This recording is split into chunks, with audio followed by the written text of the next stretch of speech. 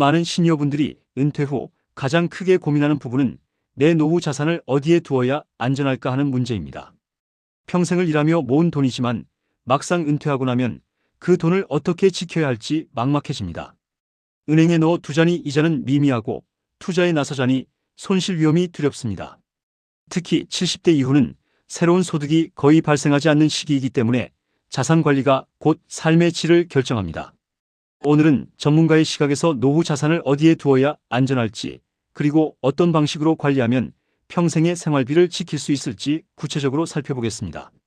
먼저 가장 기본은 안전성입니다. 은퇴 이후에는 공격적인 투자가 아니라 안정적인 보존이 최우선입니다. 흔히들 젊을 때처럼 주식에 도전하거나 단기간 고수익을 노리다 낭패를 보는 경우가 많습니다. 실제로 시니어 세대 중에는 고수익을 약속하는 불법 다단계나 사기성 투자에 속아 수천만 원을 잃는 사례도 끊이지 않습니다. 따라서 노후 자산의 기본 원칙은 원금을 지키는 것입니다. 원금이 줄어드는 순간 생 70대 이후에 자산 관리는 단순히 돈을 지키는 것을 넘어 평생의 삶을 설계하는 일입니다. 이 시기에는 새로운 소득이 거의 없고 이미 모아둔 자산과 연금으로 살아가야 합니다. 그렇기 때문에 지금 가진 돈을 어떻게 배분하고 어디에 두느냐가 앞으로의 삶을 좌우하게 됩니다. 이번 글에서는 실제로 어떤 금융상품과 제도를 활용해 노후 자산을 안전하게 관리할 수 있는지 전문가의 시각에서 구체적인 전략을 풀어보겠습니다. 첫 번째 전략은 현금과 예금의 역할을 분명히 하는 것입니다. 많은 분들이 은퇴 후 전 재산을 은행에 넣어두면 안전하다고 생각합니다. 물론 원금 보장이라는 점에서는 틀린 말이 아닙니다. 하지만 문제는 물가 상승입니다. 물가가 오르면 예금 이자는 따라가지 못해 실질적인 자산 가치가 줄어듭니다. 따라서 생활비로 당장 쓸 돈은 일정 부분 현금이나 단기 예금에 두고 나머지는 물가를 방어할 수 있는 금융상품에 분산하는 것이 필요합니다. 예를 들어 생활비 6개월치 정도는 수시로 찾을 수 있는 통장에 두고 그 외에는 중장기 상품에 나누어 두는 방식이 안전합니다. 두 번째 전략은 배당과 이자 중심의 투자입니다. 70대 이후에는 고수익보다 꾸준한 수익이 중요합니다. 이때 도움이 되는 것이 배당주와 채권, 그리고 안정적인 리츠 상품입니다. 배당주는 기업이 매년 일정한 이익을 주주에게 나눠주는 구조이기 때문에 은퇴자에게는 마치 월급처럼 현금을 만들어줍니다. 채권은 변동성이 적고 원금을 지키면서도 이자를 받을 수 있어 안정적인 선택입니다. 리츠는 건물 임대료를 투자자에게 나눠주는 구조라서 비교적 안전하게 현금 흐름을 만들어냅니다.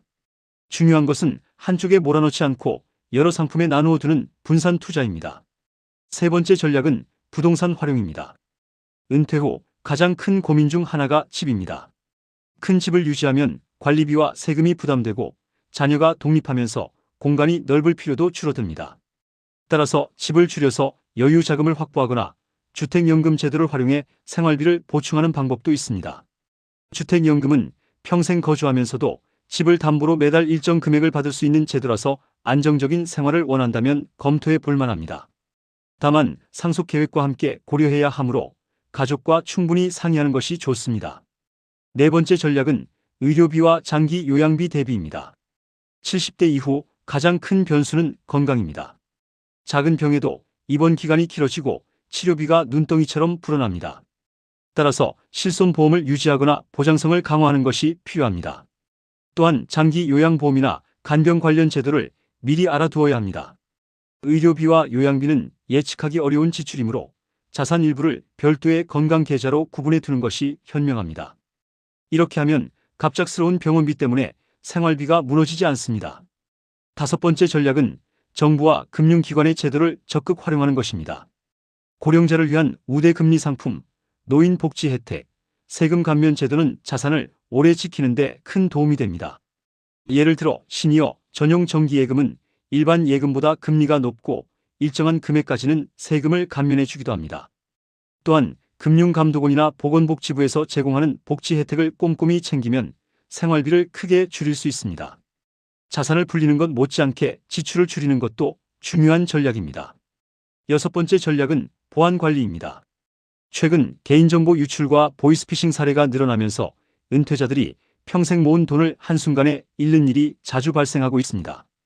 따라서 금융거래 시 이중인증을 반드시 설정하고 이상 거래 알림 서비스를 신청해야 합니다. 낯선 전화나 메시지는 응답하지 않고 의심스러운 상황은 가족과 상의하는 습관을 들이는 것이 중요합니다. 돈을 불리는 것보다 지키는 것이 우선이라는 점을 명심해야 합니다. 7번째 전략은 가족과의 소통입니다. 자산 관리는 혼자만의 일이 아닙니다. 상속 계획, 자산 분배, 긴급 상황에서의 대처 방법을 가족과 공유해야 불필요한 갈등을 줄이고 자산을 안정적으로 지킬 수 있습니다. 미리 상속 설계를 해두면 세금을 줄일 수 있고 가족 간 오해를 예방할 수 있습니다. 특히 치매나 건강 악화로 본인이 직접 자산을 관리하기 어려운 상황을 대비해 법적 대리인 제도나 신탁을 활용하는 것도 방법입니다. 정리하자면 70대 노후 자산 관리의 핵심은 3가지입니다. 생활비로 당장 필요한 자금과 중장기 자산을 구분하는 것, 안정적인 현금 흐름을 만들어내는 것, 그리고 의료비와 사기에 대비하는 리스크 관리입니다. 여기에 정부 제도와 가족 소통까지 더해진다면 노후 자산은 단순히 지켜지는 것을 넘어 오래도록 안전하게 유지될 수 있습니다. 오늘 말씀드린 전략은 당장 모두 실천하지 않아도 됩니다. 중요한 것은 지금부터 하나씩 적용하는 것입니다.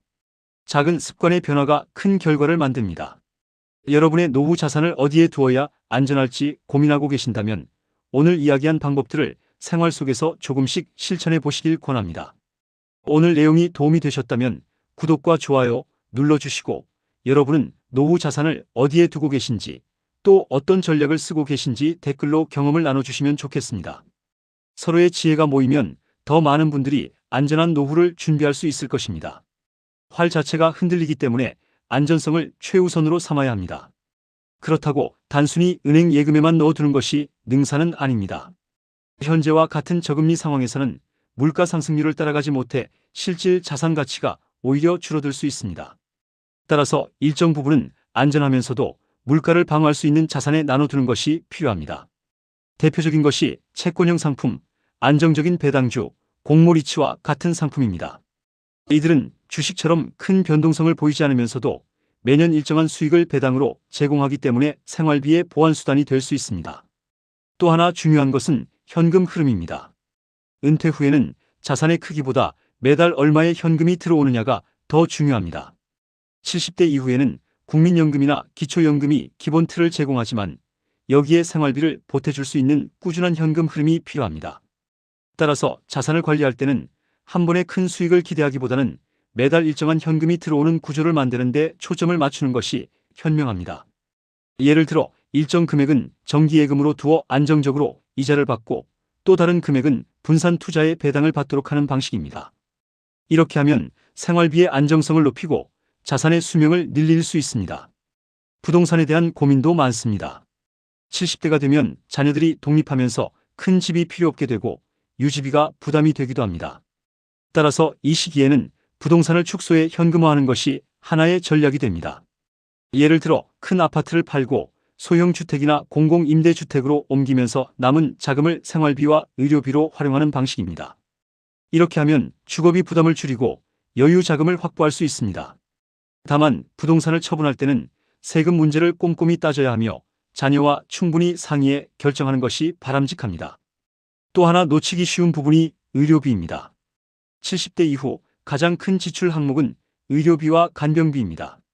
아무리 자산을 많이 모아두었더라도 큰 병원비 앞에서는 무력해질 수 있습니다.